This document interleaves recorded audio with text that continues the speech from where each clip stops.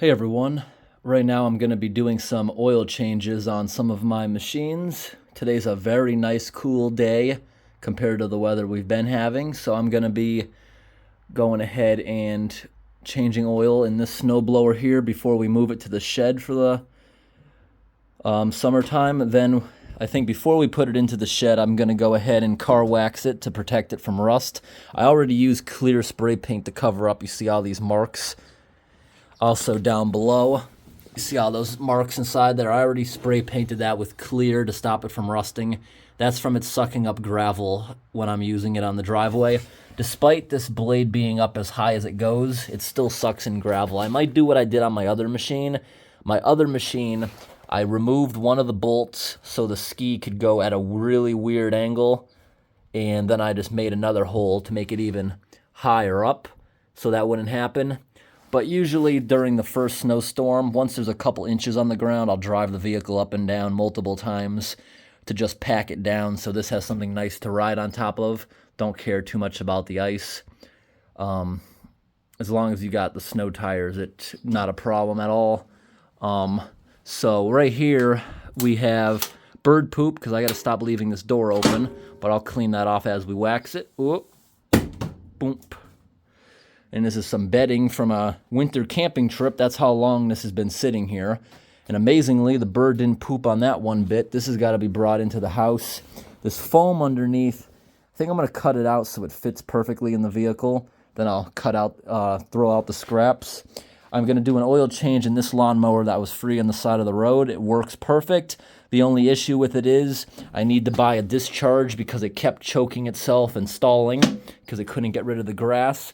Someone in the comments mentioned instead of spending the money on that, I could probably just cut a hole in this so it could shoot it out. That's a good idea. I'm thinking about doing that, and with some good glue, maybe super glue, making a little chute out of that hole. I might do that. Then I wouldn't have to put any money into this free machine, but it runs pretty well. When I made a short about it a few months back, people noticed how much this thing was vibrating. That one over there vibrates just about the same amount, and I think the reason for that is I think they might both have slightly off-balance blades. That can occur from sharpening it unevenly or hitting a rock and it has a slight bend which makes it uneven, or it has a chip in the blade from hitting something. So we'll do an oil change on this, and we'll do an oil change in that. If we have enough motor oil remaining, I'll do an oil change in this generator. That thing, I've never actually used it as a generator, but I did start it when I got it. I found that in an estate sale for, I forget, it was 100 something, I believe, but I got the person way down because it wouldn't start, and that's because the gasoline that was inside, it looked like it had sat for a decade. The gasoline turned brown. That's why it wasn't starting. It smelled more like lamp oil or something. And this machine over here was also free on the side of the road, this snowblower. This tiny little one's not really practical for the property, so I'm going to give this one to my mother. The only thing wrong with it on the side of the road was the auger was slightly hitting the frame, just had to be bent. The person obviously hit something with it, and the pull cord was gone.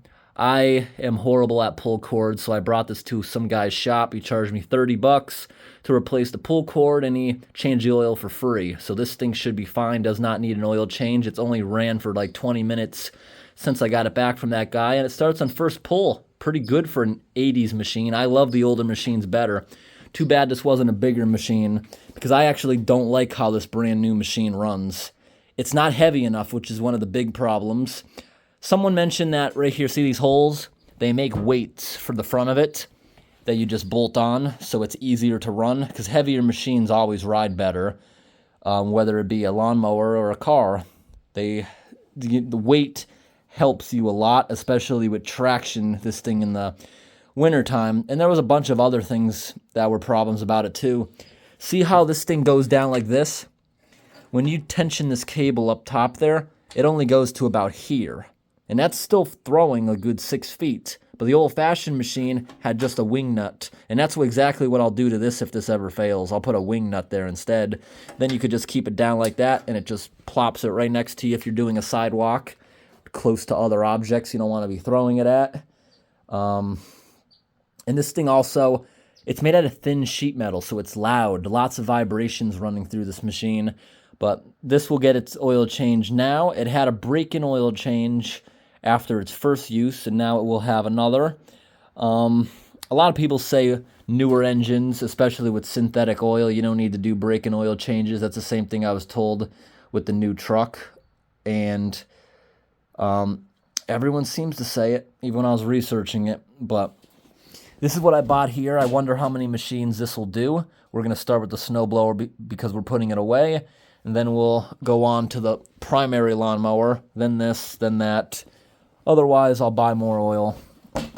So this is what I use in most of my machines, 10W30. It doesn't really matter what brand you get, since motor oil has to go through quality control in America. Even the Dollar Tree stuff should be fine. Yes, there's different qualities, there's better ones, but for small engines that don't run very often, I don't see a huge issue. And this isn't the worst stuff I'm talking about.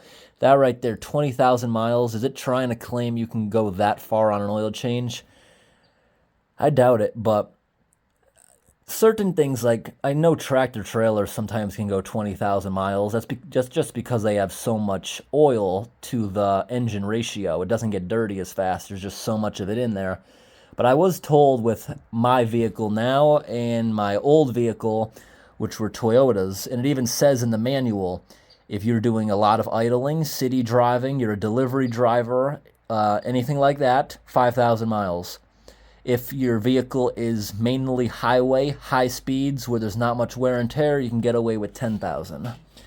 And I got this thing here to drip it out in. Then I'm going to eventually put it back in here, and legally stores that sell motor oil have to take it back. I was saving motor oil for quite a while in that container up here because I was going to try to make homemade stain. I saw some farmer doing that with his barn on YouTube, and I was interested in it. He uses diesel fuel, but he darkens it with motor oil. And it looked pretty good on his barn, but I decided not to do that. But it's a future thought. Cheap stain.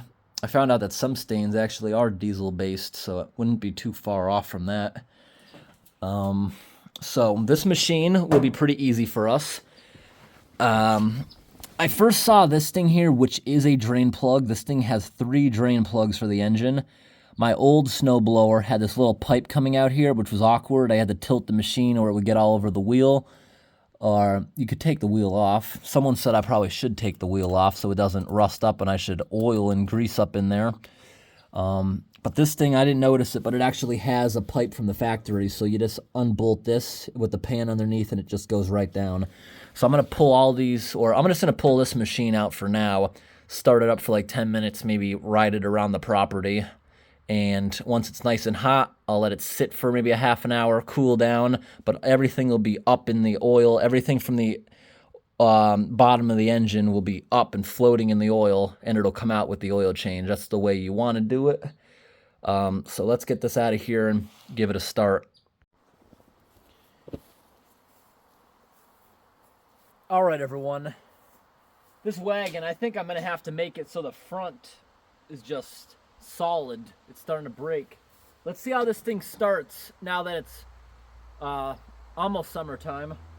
It is a cool day, but I think this is the warmest weather I've ever started the snowblower in. So it should turn over pretty easily.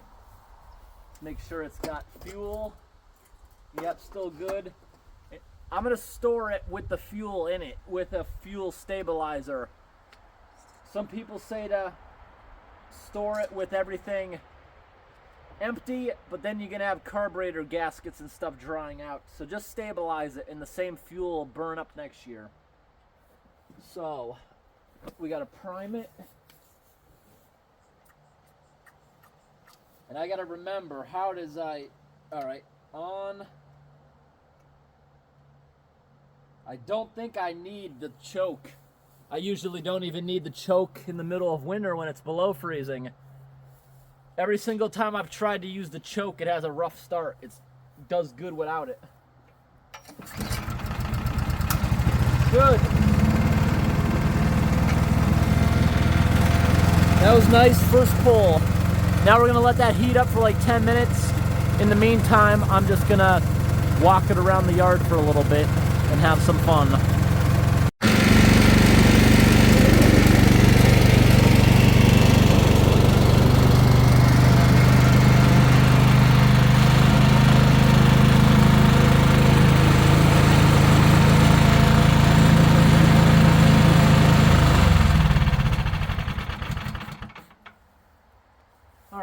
I just went on a walk around the yard with the machine for almost 10 minutes.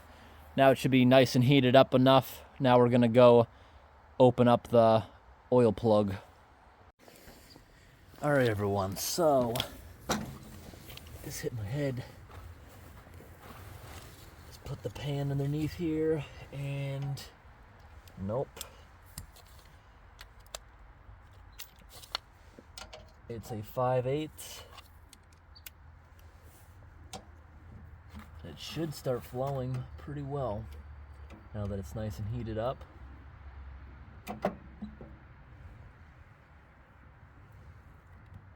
It's on there very, very tight. Wow. Oh my gosh, that's on there so tight. Who did that? There we go.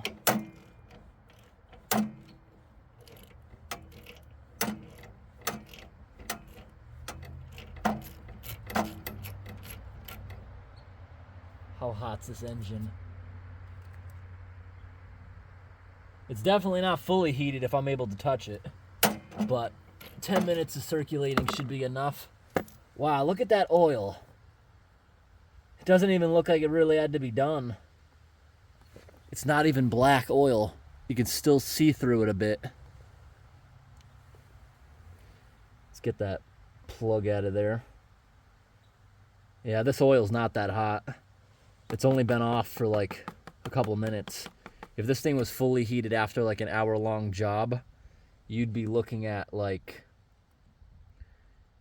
I would have burned my hand right there. Let's see if we tilt it back, if it helps. Definitely helps. Tilt it back like that. Let's see if we can lean it backwards completely. Yep, definitely going.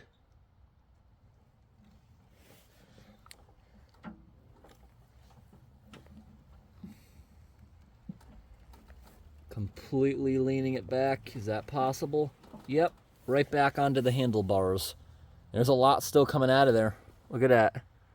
Still coming out a very steady stream.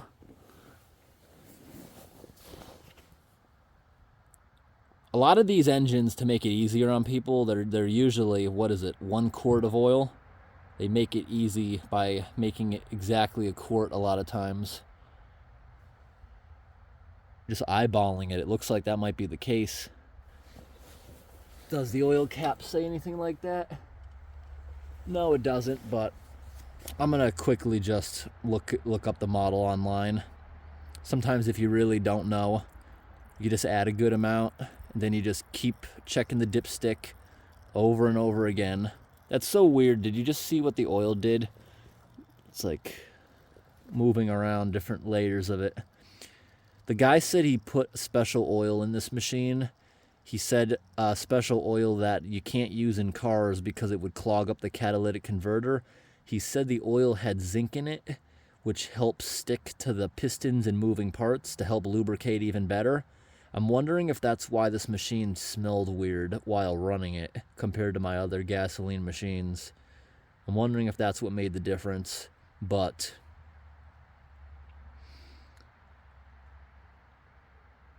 I'm not using that type of oil. I didn't even go price it or anything. Personally, I think wear and tear in that form would be the least of my concern. As long as I keep changing the oil often, I think other things are going to break down before the engine actually breaks down. See, it's just dripping now. You could walk away for an hour, let it drip out completely, or you can stand it right back up. I'm going to wait like 5 minutes and I'm going to stand it right back up and fill it up, check out the dipstick, start it one time just for a minute, put it away. But I think I might go ahead later on tonight and take the wheels off it just so I can lubricate in there. I also probably should car wax it like I mentioned. I might be lazy. I might just do the spray on wax that you wipe with a paper towel. I might be too lazy to actually, rub wax on and then wipe it off with a towel. All right, stand it back up. Oh, look at that. There must be a weird dip in the bottom of the engine. It just started again now that we stood it up.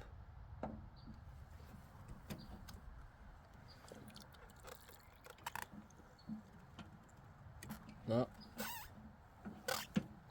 Yeah, there was just a little bit caught, and there's even more. So I guess with this model of engine, it wasn't the best thing to do. Leave it like that.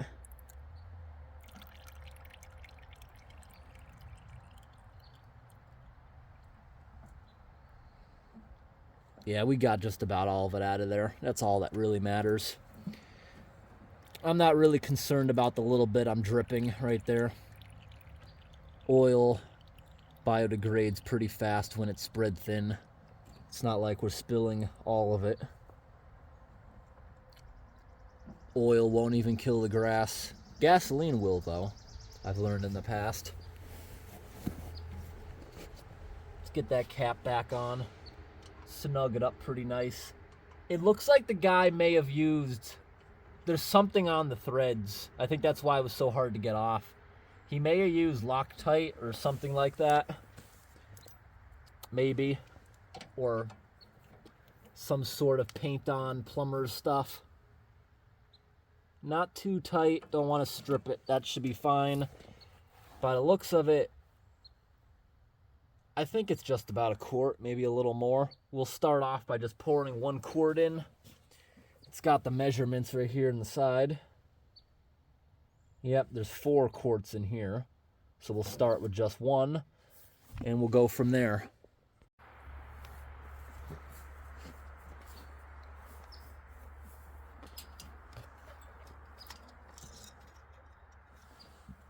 All right, let's see what we got going on now.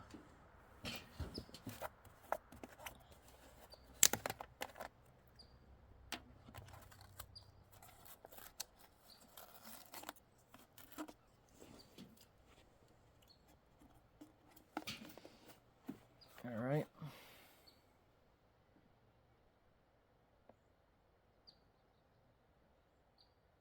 Yeah, I should have used the funnel. I know. Too late now. I already got to go wipe it up.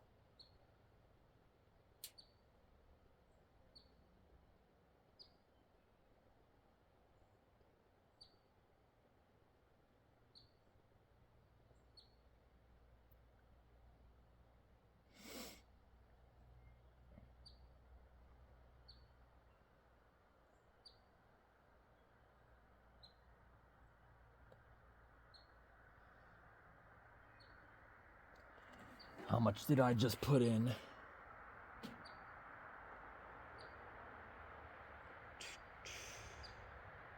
Looks like I didn't put that much in. Nope. Felt like I put a lot in.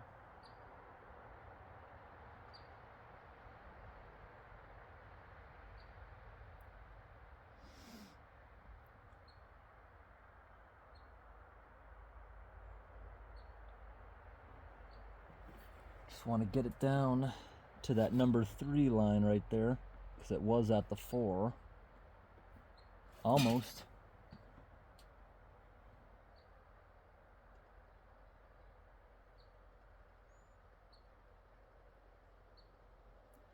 Yeah, I think it is only going to take 1 quart.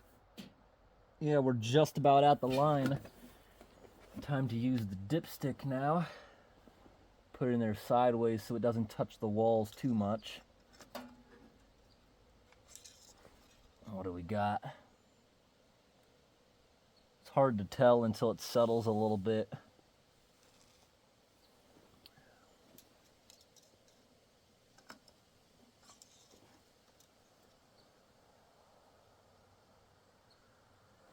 think we're going to give that a minute and then get right back to it. In the meantime, while I'm waiting for it to settle out of this area, it's a good idea to take like WD-40 and put it in the ends of these lines and move it back and forth, get it in there so they don't rust up and seize up over the summer months. And I'll get a paper towel to wipe up some of the oil on the side of the machine.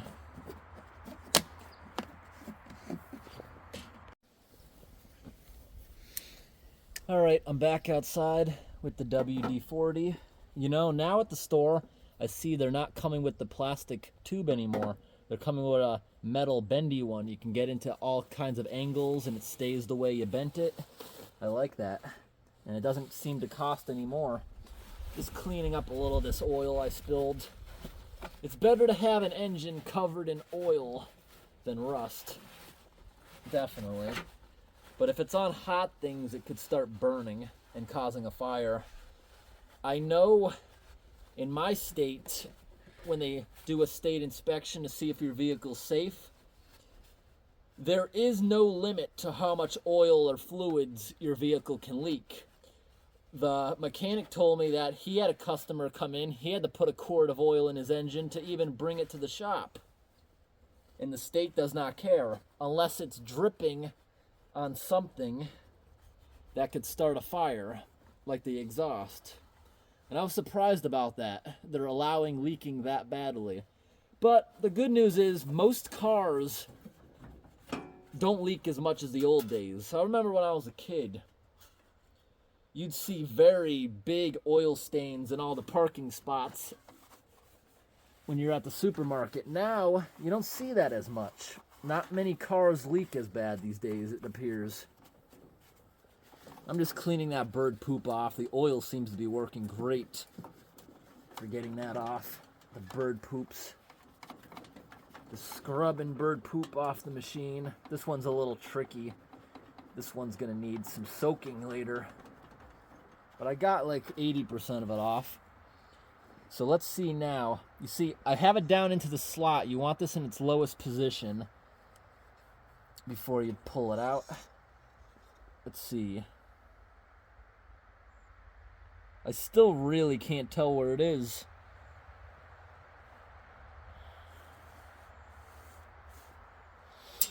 Yeah.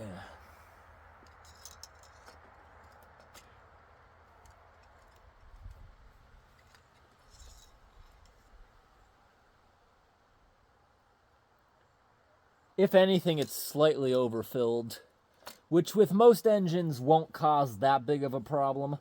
A lot of times it won't cause a problem at all, but it appears to be a little overfilled. I'll check it again in like a half an hour before we start it up briefly, before putting it away. Now with the WD-40, it looks like this is completely sealed. It's got like a rubber bushing on the end of it. How would I even get to the end of it? That's how we're gonna get to the end of it. This side also has a rubber bushing, but I can easily pull it off. Yeah, you see right in here for the shifter, see how I'm moving it back all the way? Just spray some WD-40 in that hole. And now I'm just gonna take the shifter, move it in both positions as much as I possibly can. That's actually not the shifter, that's the angle that it will throw the snow. As I'm moving it back and forth, maybe spray a little more. Go on to get it into that line. WD-40 is water displacing. If there's any water in there, it'll help get rid of it and help lubricate it a bit better. There's different types of WD-40. Some of them evaporate fast, taking water with them, and some of them are meant to be permanent. So now you want to do that with all the cables. Let's hope the others are as easy to get to. This one doesn't really need to be lubricated because you see what it's going down to. This right here needs to be lubricated, but I want to use a different kind of grease on that. It actually looks like that's the only cable the machine has. All right, that was easier than I thought. All right, let's see if we can get the machine up onto this piece of wood a little bit. Is that going to give us enough lift? Maybe not. Let's put this under there too. Doing something.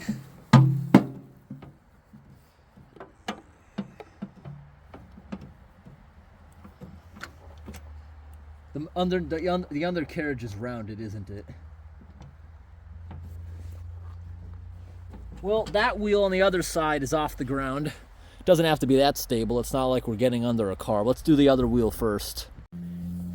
All right, and these ones, it appears, are very easy to get off.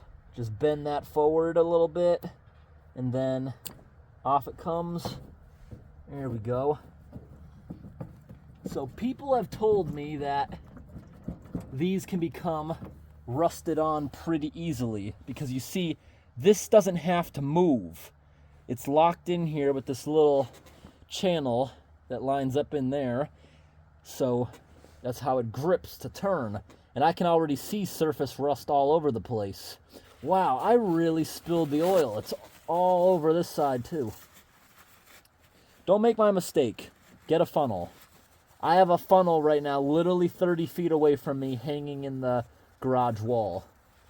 And I didn't think I was going to need it. I've never spilled oil before, but I got to be honest, I've never poured oil into a small machine from a big container like that. I've always just bought singular quarts. But I bought in bulk because I'm doing a lot at the same time.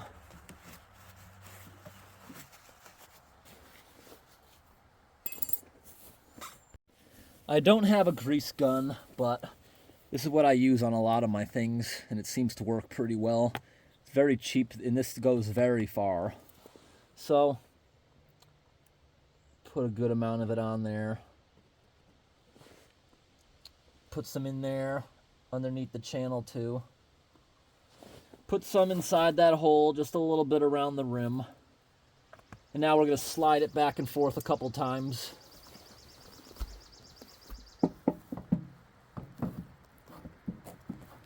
Got to make sure that little piece I just showed you, I lifted up, stays, because it wants to move.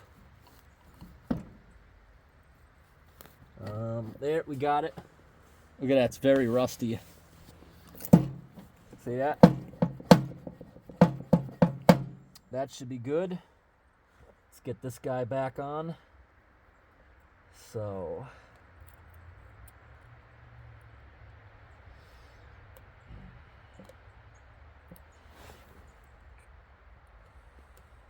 it's pretty self-explanatory, but I've never removed one like this.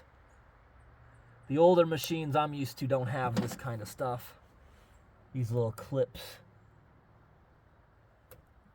There we go. Nice. Now we're going to do the same thing on the other side.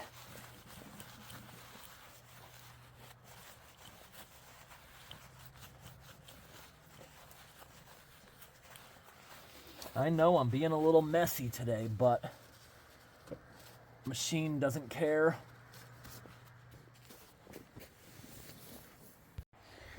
Let's use this taller one this time. These are shelves I built for the barn swallows. I'm going to put those on the back of the barn so I can let them live there. Now let's get this one off.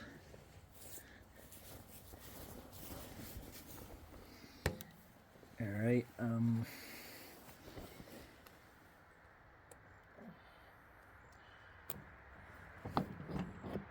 Came off pretty easy. I don't think we even have to take it off all the way. I really don't. No, we don't. That little pin in there, just moving it back and forth, it should move around. The other one was pretty good in there. Right now I'm just putting a couple little drops on the back of it. Maybe a little more in there. Put it upside down so it can dribble. Move it back and forth until we start seeing it in that slot. That's what I'm looking for. So it doesn't rust on there. There we go. I think we're starting to make its way around. Put a little more right in that slot.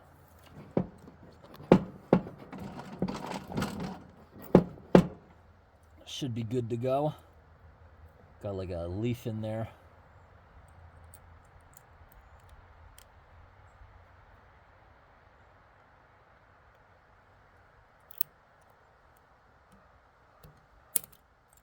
All set. Got to get the paper towel. Got to clean that little bit up. And I had one right next to me that I didn't see. And I can clean up some of this nasty lithium grease. That's what that white stuff is. That the guy who sold it to me must have put on it before delivery. He's probably the one who helped it not happen, but it looks like he may have just got it on the outside, because I was pretty rusted on the inside. It didn't seem like anything was protecting it. Alright, pretty good. And I might give it a quick wipe down with car wax on every single orange part before we move it to another building. Alright, without moving it too much.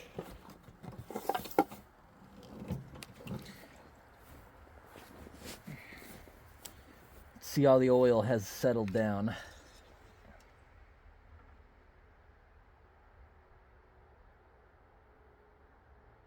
Still cannot see wherever it is.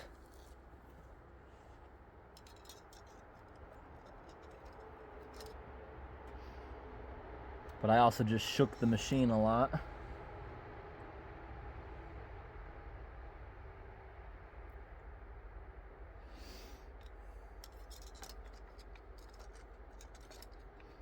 think we're good.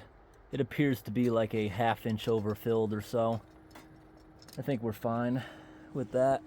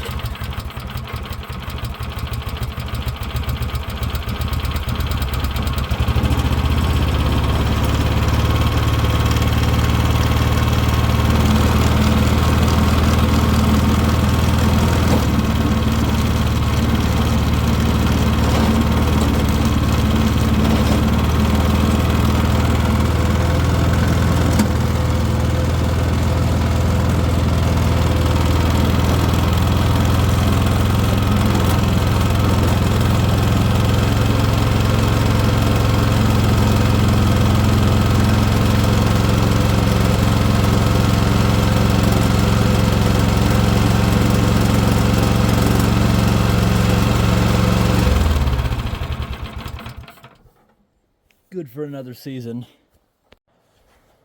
Now it's time for the John Deere mower. Let's start this up and run it around for like 10 minutes, and then we'll do a change on that. This one here, I'm not sure how old the machine is. It looks pretty old. This has a drain plug underneath it, like most big lawn mowers and old lawn mowers. Most new lawn mowers, you actually have to tip it upside down and take the oil out of here. They don't have a drain plug anymore. Now, that might be because it's cheaper, but it may also be because over the years, people are definitely getting dumber, and people assume that a lawnmower doesn't need an oil change. I have found ones that are so gunked up. I've had people tell me that they assumed it didn't need to be changed.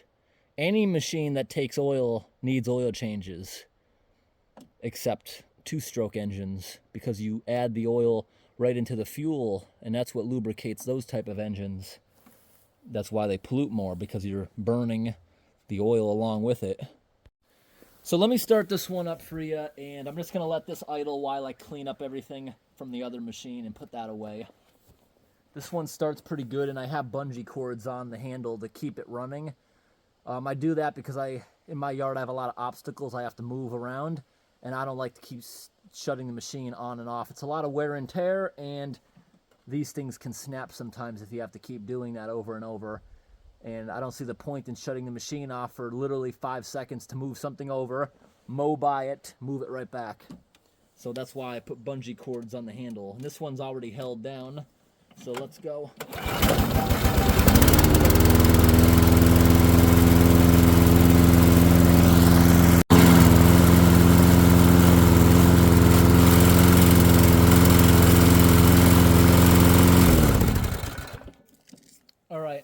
It's off. So we're gonna go ahead and tip this machine over on its side. What side is the air filter on?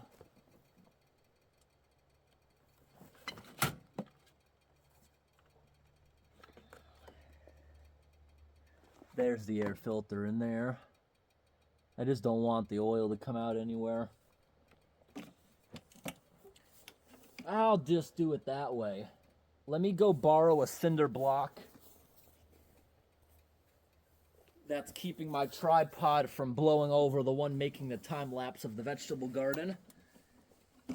Put that on the handle so I can get underneath here with the ratchet. Usually the plug on these is the same square on the ratchet, just without the actual socket.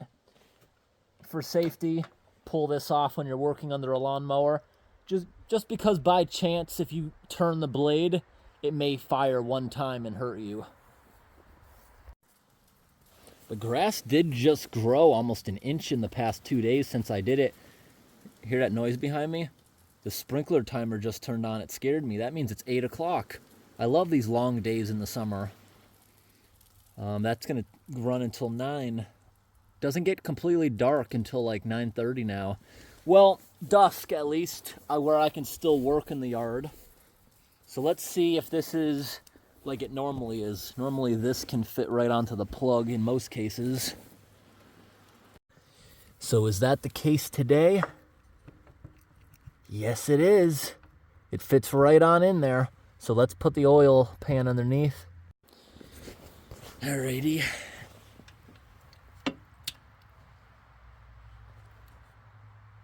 This is not very loose. Make sure this is, it's not very tight. This is just snug like you're supposed to leave it so you don't strip it out. That's why I would never in a million years bring my vehicle to one of those places like Jiffy Lube that hires people right out of trade school. Jiffy Lube has actually destroyed my mother's car twice. They stripped out the drain plug, and they also broke off the dipstick. In most cases, a broken dipstick won't do anything, but in a rare case, it can get down inside of the moving parts of the engine. A lot of times, it'll just fall down into the oil pan and not cause a problem, but sometimes it can be catastrophic. All right, here it comes. Is this one going to be hot oil? Hotter than the snowblower, but not burning. Look how black that is. This oil's a lot dirtier, but I never changed this personally myself. And from experience, most homeowners don't change their oil. I believe lawnmowers, you're supposed to do it like every 20 hours or 30 hours, something like that.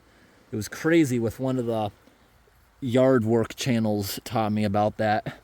So when we go grab the cinder block and we're gonna set this down on top of it, because it's not dribbling into the pan, just set it down very gently like that, right on top of the pan. And I'm just gonna walk away for like 5 minutes or so, and then we'll come right back. It's been about 5 minutes.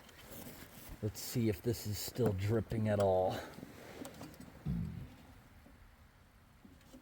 A little bit, but we got the bulk of it out is what matters. So let me go put the cinder block back on the other side and we can get the plug back in.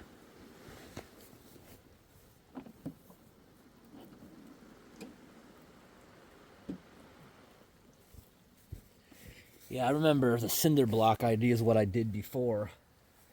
I don't think I've ever tipped a machine on their side. You don't want to do that because it can get into the exhaust or the air filter. So here we got the plug. Yeah, it's barely dripping right now. I wonder how many people would agree with me on this, that lawnmowers should be cleaned thoroughly before moving to another property miles away, like lawn companies. Because I used to do that when I used to mow people's lawns. I used to go ahead and between people's yards, I would get underneath with my hands and remove as much of this crud as I could. The reason that I would do that is because I'm sure somebody doesn't, I did this the wrong way. I'm sure somebody doesn't want me to mow a crabgrass filled lawn, then come over to their lawn that they spend so much money on weed killers just for me to use that machine dropping seeds everywhere. Surprised no one's made a law like that yet, with all the invasive plants that grow and drop tiny little seeds. All right, time to let the machine back down. And this one, we only spilled a couple little drops, which was, it's pretty inevitable. All right, let it back down. And let's see how much oil this thing's gonna take. All right, so the internet says that this guy is going to use 20 ounces, which is 2/3 of a liter. I have this slightly different oil by the same company. I'm just gonna go ahead and use it up. Doesn't really matter because they're pretty similar oils if we're gonna mix them together just to get rid of this. So I look at the line, and for these small machines, you know, just because of the hassle, I think it's better to buy the smaller containers because this actually tells you ounces, which you just got to look this up on the internet and it'll tell you what the engine takes. It said 20 ounces. There are like 9 ounces in here, and we got to get it to 20. So I'm going to go get the big container with the funnel, and I'm going to get it exactly up to 20, and this is like a measuring cup. Pour it right in there, or I can just get the cheaper bulk oil and use this as a measuring cup for my machines, or I could get an actual measuring cup, you know. So I will go get the bigger container now, and we'll fill that up exactly to the line we need. Let's bump you guys up a little bit to see better. It's never gonna show up on camera, but I'm looking at it. I can barely read it myself. The 20 mark is right there.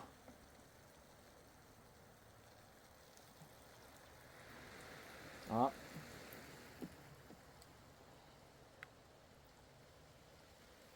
Come on.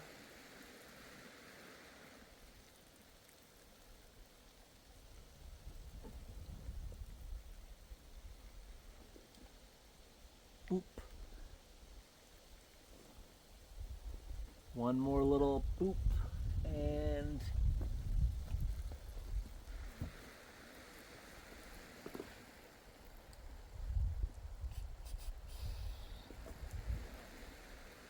perfect.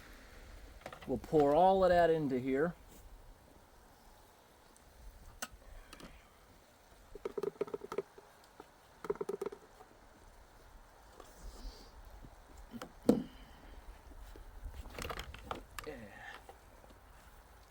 What was I thinking there?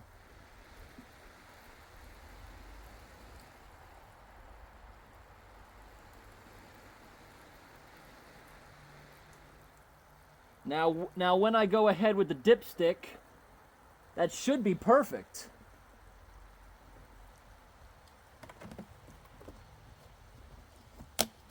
I'm honestly being messier than normal because I'm filming myself. I'm honestly more patient when I'm not on camera, and I'm trying to get out of that. This year I bought new camera equipment, new computers, new storage to be able to handle the bigger files, because I'm used to using cheap cameras and stuff. So I'm not used to that, and for most of my YouTube, I am used to trying to beat the memory filling up, and I'm trying to get out of that mindset because I can always speed up the footage and stuff. I know you guys like watching me do this stuff, and you know, it's more of a vlog. It's slow paced. This isn't meant to be educational video or anything. It's not meant to, this is not a how-to video. I have better put together videos. This is a slow paced video.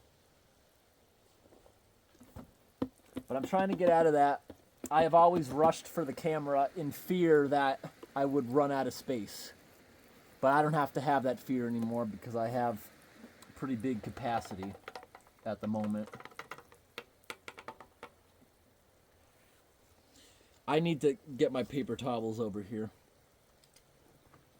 All right, let's see. Much easier than the snowblower. You see the fill line right here? Right on in it. Perfect. Let's start this machine up real fast. Let it run just for a minute. And then we'll go grab the other lawnmower. We have enough daylight. I think I'll get it done. And then we'll do the generator in the garage because it'll be dark.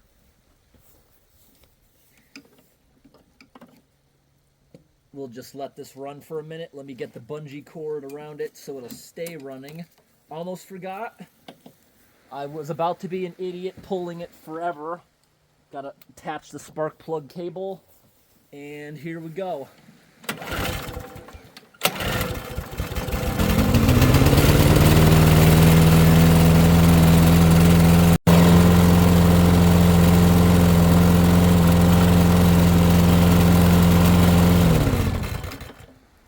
Nice. Now let's go get the Craftsman one out of the garage. All right, let's start this one up for like 10 minutes and let it run for a bit. This model does not have a primer. You just go ahead and start it, and it usually starts right up. Let's go ahead and tension the bungee cord so we can, I forget where exactly I put it. Let's start it up.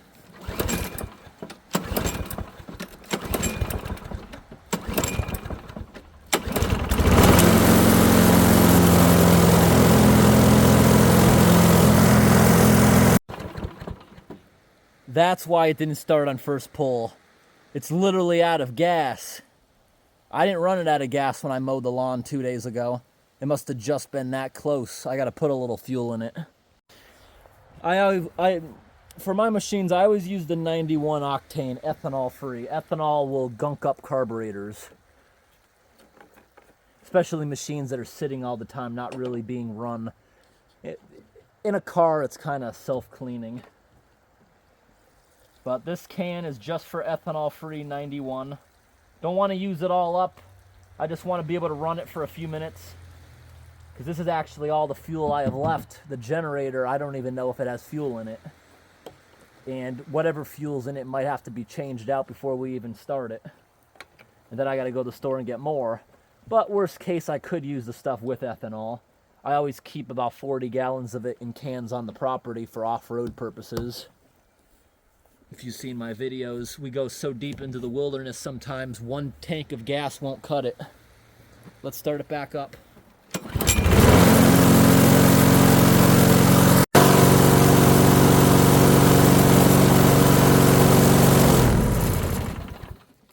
Now, if I remember correctly, this is one of the newer machines that doesn't have a oil drain plug. Am I right? Let's see.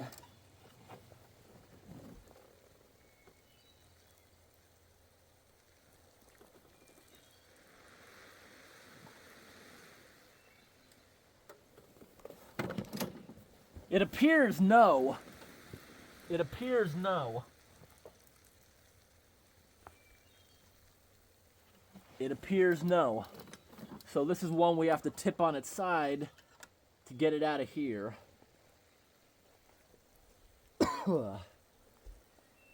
So we're gonna have to tip this machine over to get everything out.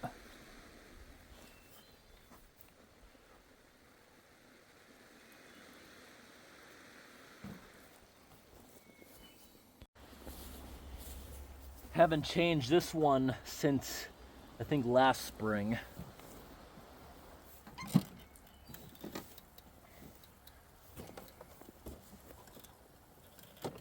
There we go. I think it's stupid how they make the new machines, although I guess it's easier. I don't know if it's tipped enough.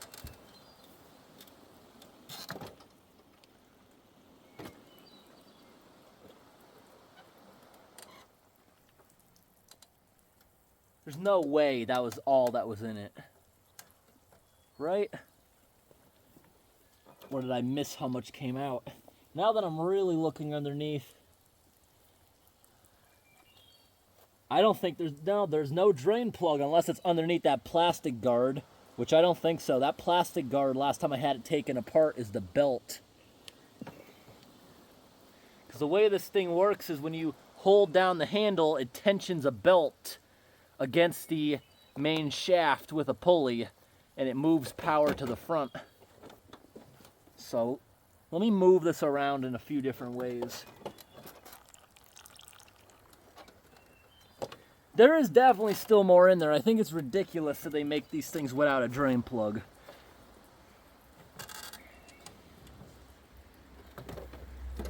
Completely upside down. Anything happening? A little bit of gasoline came out of the little air slot.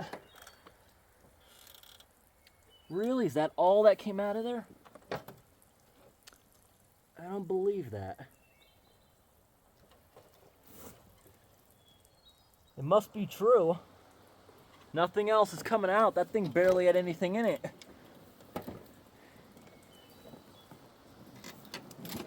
All right. Right there, there's nothing in there.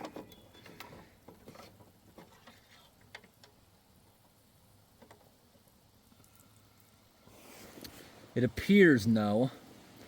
It's hard to get a good reading because it's very difficult to not touch the walls going down in there. Yeah, that thing's empty. Look, nothing there. Well, you see on the back side, I just scraped off the wall right there. So let me quickly look up what this one's gonna take. This one online says 18 to 20. So basically the same thing. Let me quickly measure some of that out. I think I'm getting some pollen allergies this year.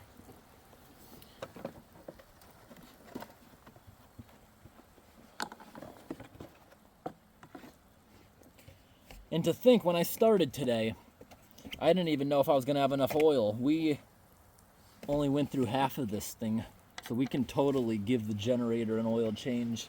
But I got to clean a little of the garage first. I got to sweep in there. There's so much debris on the ground.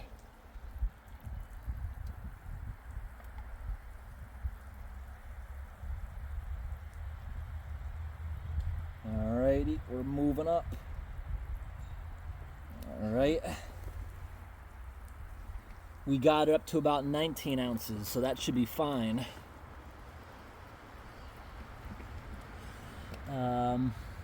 Well, we want to get it all the way up. I have never noticed any of my machines to be oil burners, but just in case, there we go, up to 20. So let's go ahead and put that in.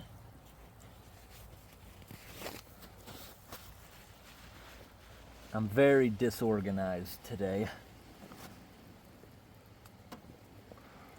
You see, I am very disorganized. Why did I just wipe that off when I'm just gonna pour more in? It's taking it. It's taking it, all right. Let that drip for a few minutes, then we'll use the dipstick and start it back up. All right, it's been a couple minutes. Get that out. Get this guy out.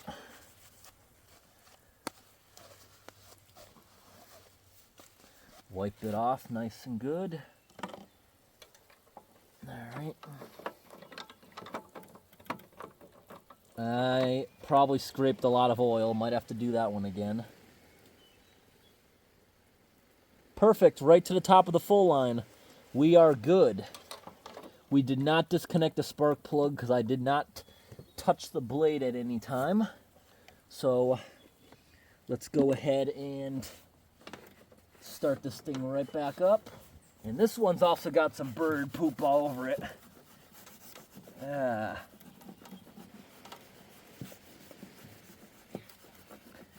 I don't think I'm going to let that bird use the security light next year, since I'm building them some things on the barn to build nest on. I don't think I'm going to allow the security light next year, because it's like right above the door, and that's why this keeps happening, why they hang out in there. So we're going to start this back up.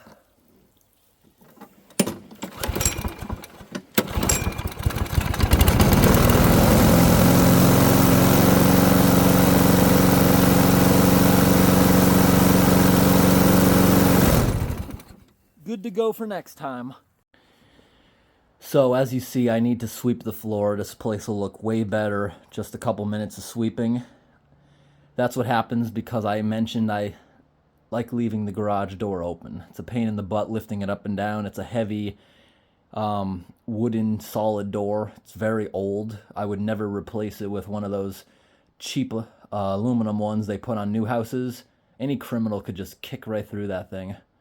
So you see right here, got all the mouse traps. I have not caught one in like a month. There's no mice around here for some reason. They only come in crowds right before winter when it starts getting cold.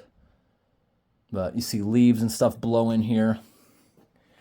Right here where the lawnmowers are parked, they always leave piles of debris like this that just falls off them, because when you mow, a lot of times there's dew and stuff that it's moist.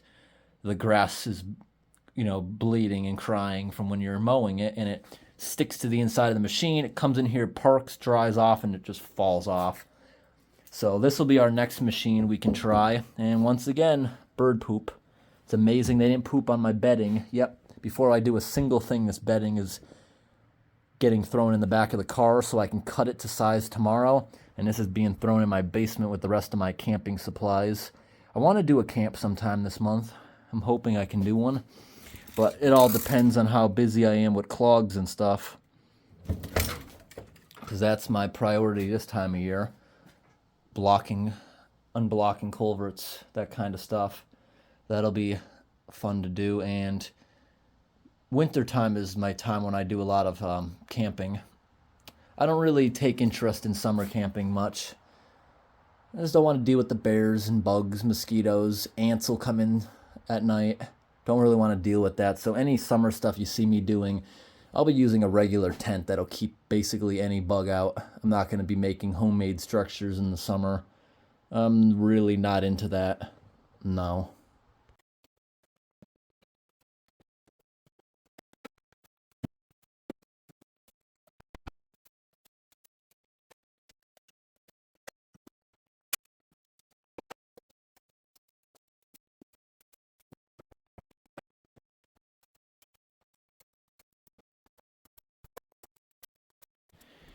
All right, it looks a lot cleaner in here, huh?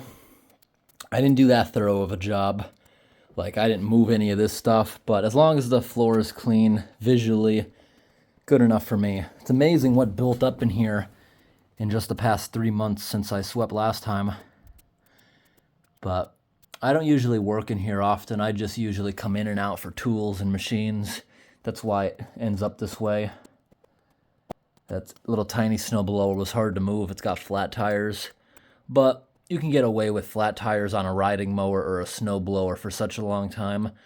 My old 80s snowblower, which is in the shed, I just refuse to get rid of it because it runs better, it rides better than the new one, but just no one's willing to fix it because of liability reasons. A lot of companies say they're not allowed to touch it because they're not insured for a machine that old. Or no, they're not insured for using non-factory parts on the machine, since a lot of parts for an old machine aren't available, and they'd probably break ones getting it off, they said, to replace certain things. So that's why I'm just sitting on it for now. Every now and then, even though it's got engine problems, I start it up just to make sure it doesn't lock up. But point being said, I got that machine for free, and I used it for over 6 years, having to inflate the tires before every single use. The leak is so slow. I never used anything like Fix-A-Flat, and it worked absolutely perfect. The leak is so slow, it took weeks to go flat again. So, and I think the leak is just from dry rot. And for that reason, don't pump them up all the way. Just pump them up until it looks like it's riding right. Then there's no risk of it exploding in your face and causing damage. So this has not been on since the day I bought it. The day where I had to take apart the carburetor and really clean it to get it running. The alternator worked. So, let's see. Is there fuel in it? Did I leave fuel in it? Yep, it's got like a full tank. It's been less than a year, so chances are the fuel's probably good. Smells really good. So, we will start this thing up, and I think I honestly think I'm just going to let it burn out whatever fuel's in here. And then I'm going to refill it with fuel, with a lot of fuel stabilizer. Then it can go up to 2 years without being touched again. I'm hopeful it's going to start, especially after all the carburetor cleaning and stuff I did with it. All right, so this, sometimes I just sweep it outside, but I know when I set my mouse traps what's moving in there. Something's in there. Oh, it's a potato beetle. Is that a potato beetle? Well, I remember my dad taught me what a lot of bugs. What are those giant black ones you always see? They're like 2 inches long. What's it got on it? Are those like little mites on its head? Anyways, I'm just going to put them outside. My dad told me once the big beetles that I used to catch when I was a kid, they always seem to be dying when I put them in my bug box. And my dad said that's because they die after they mate. And that's why you always see beetles upside down like turtles. You know, like a turtle upside down. It can't flip itself back over. It just seems to happen after they mate because they're just going to die immediately after. So, let's see if we can get this thing working. So, on. Does this one have a primer? Probably. Where would it be? Maybe it doesn't have a primer. Some engines just don't have one. I'm not seeing one. So maybe it does not have a primer. So this is where the engine oil is going to come out of here. This will be pretty easy because we'll take it off of this dolly the guy had it on. The guy had it on this dolly because I'm assuming he just rolled it outside of his garage to use it and roll it right back in. Like I said, this thing, the engine oil looked like he hadn't used it in 10 years. It was all gunked up. It was brown. So disgusting. So, all right, I don't see a primer. Let's just try to start this thing, I guess. All right, we're going to see if we can get this thing started. I'm just going to start it right here in the garage and let it run for a bit. So, see these spots all over the ground? That's how high our water table is, that the concrete is moist at all times. Let's see if we can get this thing going. It's on. Really? There's no primer? Doesn't look like one. Make sure the gas is on from the tank, because it was off. I'm turning it on. The gas valve. Let's give it a shot. Do I have earplugs? Because I don't know how loud this one is. Yeah, don't matter. I'm just going to go outside as soon as I get it running. Let's see. Is it going to start? Sounds good.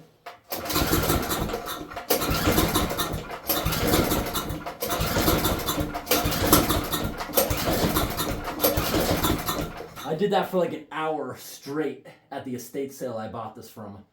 They told me every pull the price goes down. Really, no starter. I may have to use, do I have starting fluid? Well, let's try getting the air filter open. Spray some starting fluid in there. Maybe that'll get it going.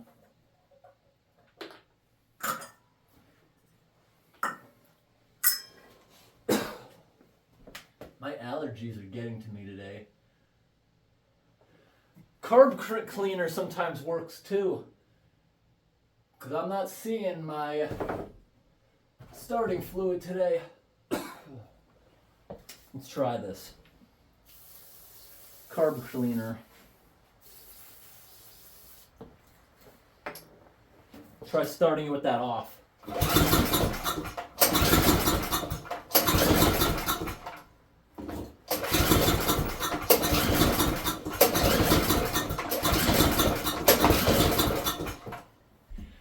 Yeah, good luck getting this thing started on a freezing cold winter day.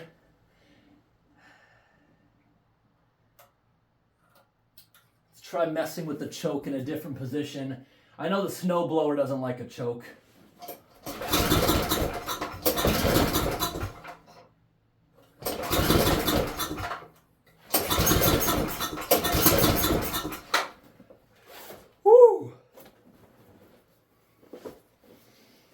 Machine's not happy today.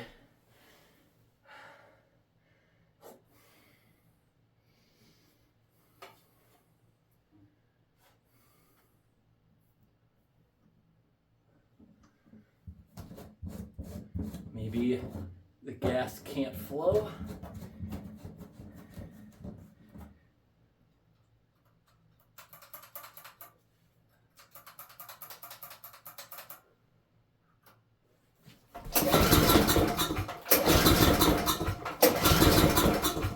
Try taking this thing off completely, right on into it.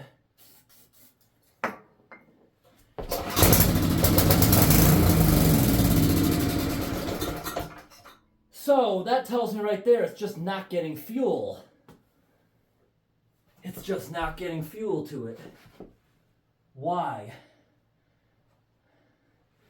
The fuel's just not flowing to it. Or the fuel is garbage. One of them. Maybe I accidentally shut the gas off, but I thought out was on.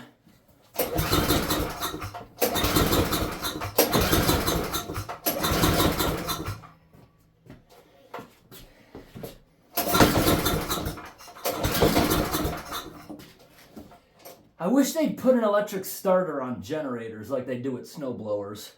Because you got to start these things in horrible cold. That's why the snowblower has it. So when you can't turn it over, you can just hit a button and it electric starts like a car.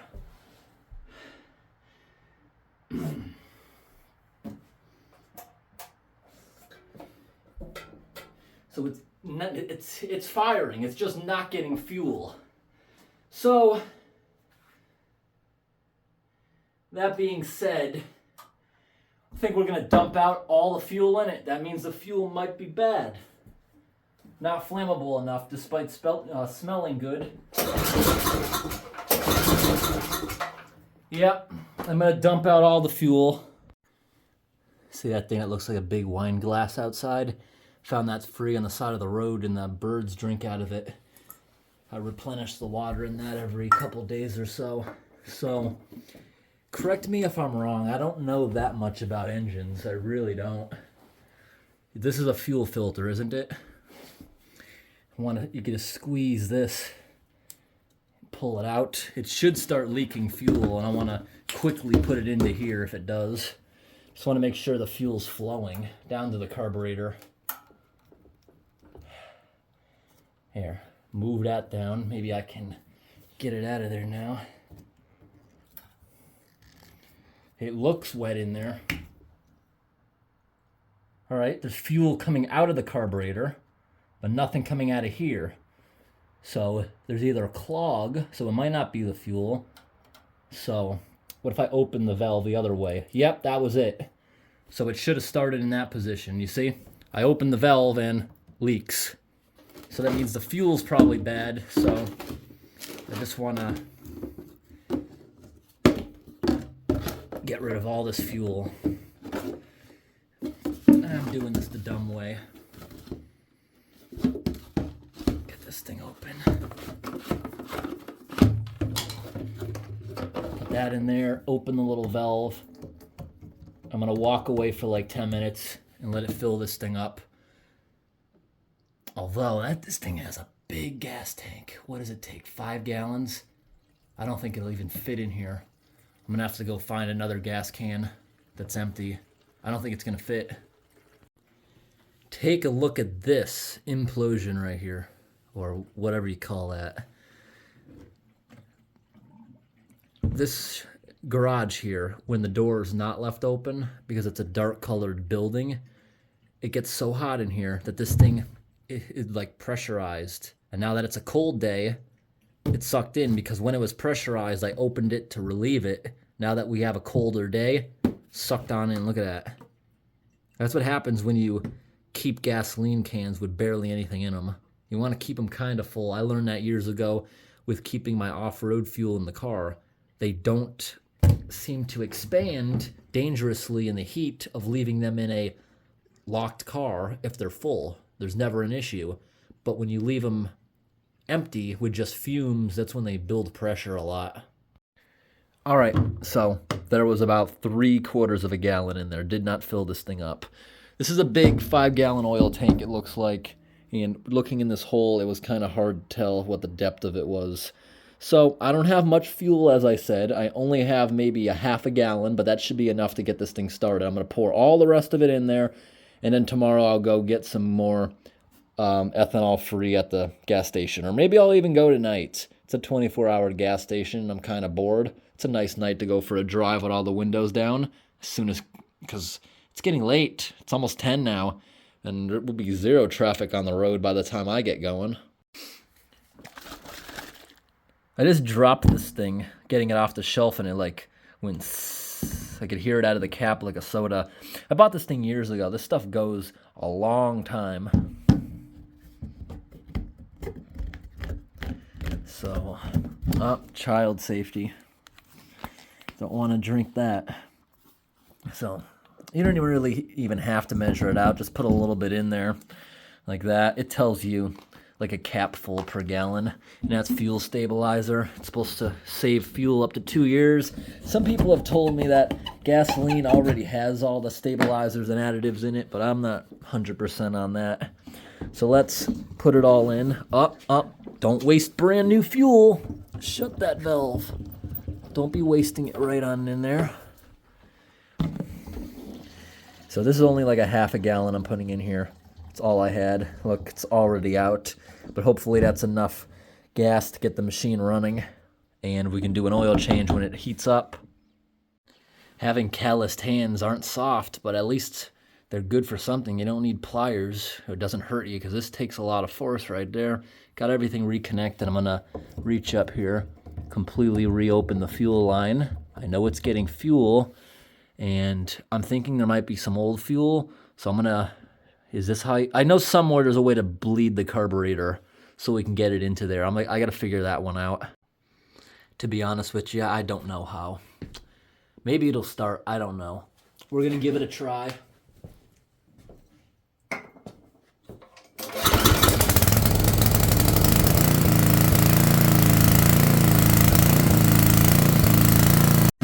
Oh, wow, that thing is loud. We're only going to let it run for like 5 minutes.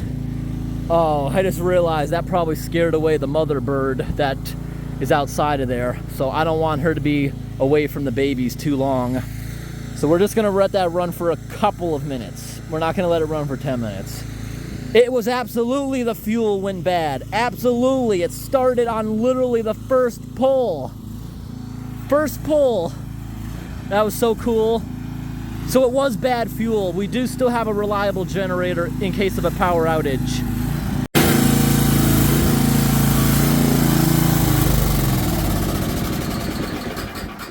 I only let it run for a minute. I do feel bad. I forgot that there is a bird right outside. One of the main reasons I brought the other machine so far in the yard to do that today. But that mother bird is used to me scaring her away. It's inevitable. Just walking by it happens, but that mother bird should be right back. Yep. Gotta wait a minute. It smells like exhaust in here now. So as you can tell, this thing, it starts, it runs nice. It just needs a little bit of tuning with the carburetor, and I just don't know how. That's why it's going vroom, vroom, but it started really good. Now we got to go get the oil pan out of the yard and put it under here. We'll give this guy an oil change now. Here's the oil plug. Oh, come on.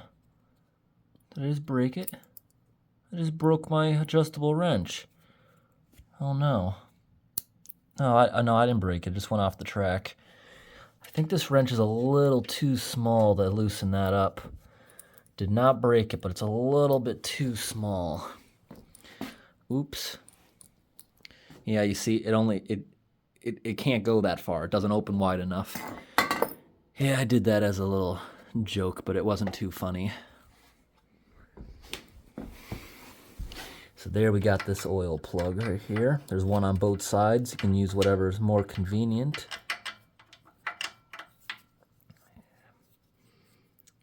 My fingers are slippery with the oil. This is another very tight one. I might have to get the tripod to open this one up. There we go. Here we go. There we go. Nice. Wasn't nearly as tight as the snowblower. It's never really been a problem for me, but sometimes you might want to crack the oil fill. Sometimes it supposedly comes out better. This I don't expect to be very hot at all. I wonder how bad this is, this oil in here. No, I forgot. I changed it. Yep, look, it almost looks brand new. I changed it right when I got the machine. And now I got to find the, where's the oil plug? Here it is. Here it is. I got to go wash my hands now. Or I'll do it when I get in the house. Yeah, that oil looks very clean, but what? Is that oil particle, or is that metal shavings I'm seeing? I don't know. But this machine's been sitting. That's the only reason I'm giving it an oil change. Now I got to look up what the 10 horsepower Coleman engine uses for oil. Well, how much to put in it.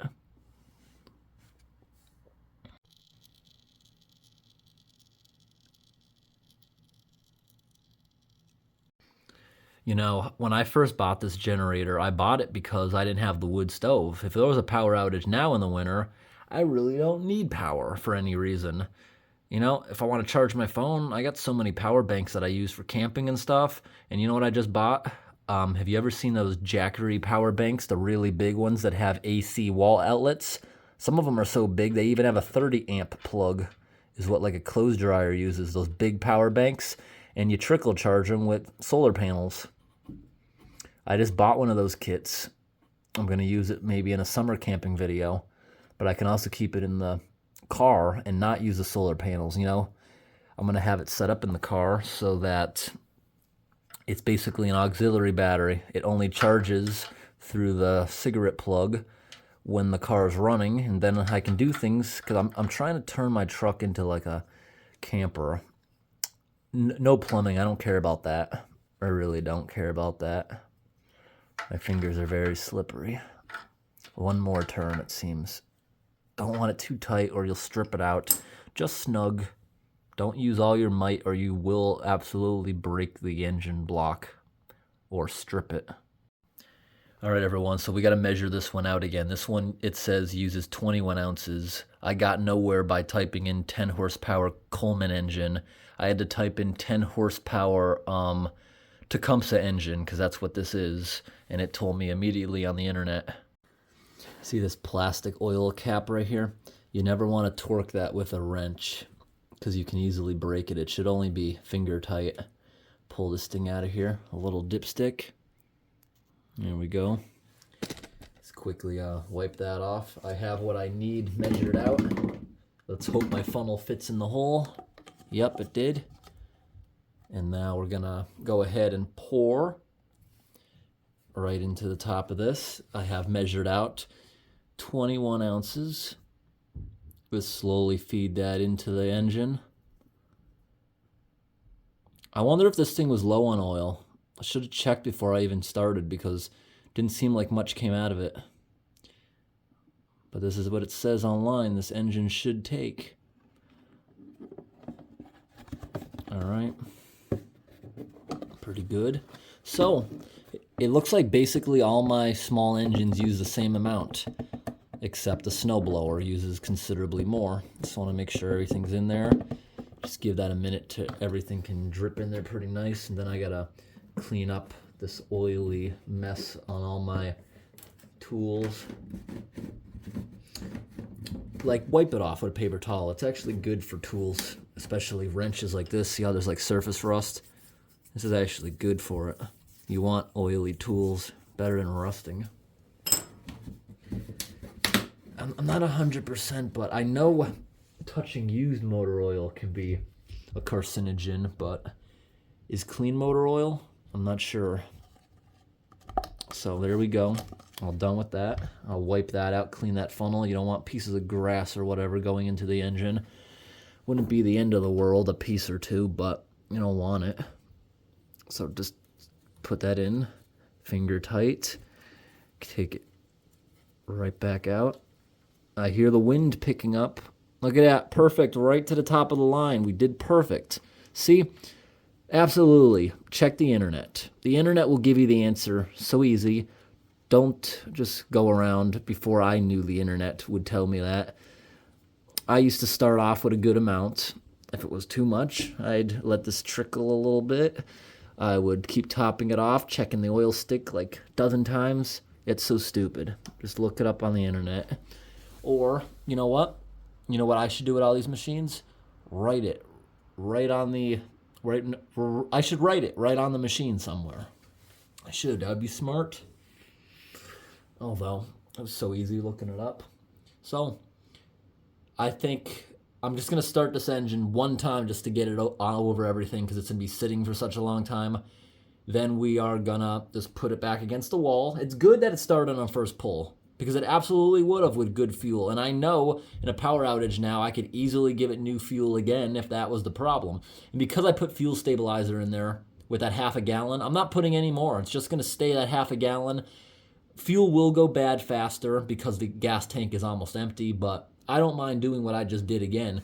See, I'm gonna reach up here and I'm gonna shut the gas off after I let it run for another 30 seconds or so. Then I'm gonna put it away and I wanna check on Mother Bird and make sure Mother Bird is still there. Because usually when I make a loud noise, I'm sure the bird flew away, but the bird comes right back. That bird is so used to me scaring it away. It's inevitable. It built a nest right above the garage door on the security light. So I'm thinking about not allowing that next year, but the bird has got to be used to that by now. It's not going to get used to my presence, but I'm sure it knows it can just come back. I'm sure it's used to something. I don't know if I'm explaining it right, but like I said, I'm building a bunch of barn swallow roosting areas out of shelves. I'll put them underneath the large overhang on the building, and that should be good. I'm thankful the building has a large overhang. The house has a pretty good one, and the barn has an even bigger one. I call it different things. It's not even a garage. It's not a barn. It has a full-size garage door, residential garage door, but it is not deep enough for any car unless you have one of those smart cars.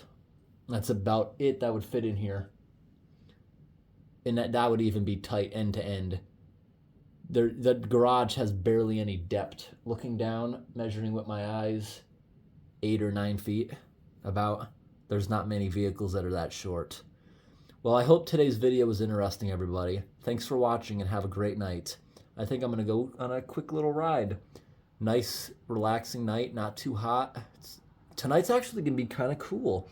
I was afraid in the forecast a few days ago because they said we might get down to 35, which means a potential for a light frost.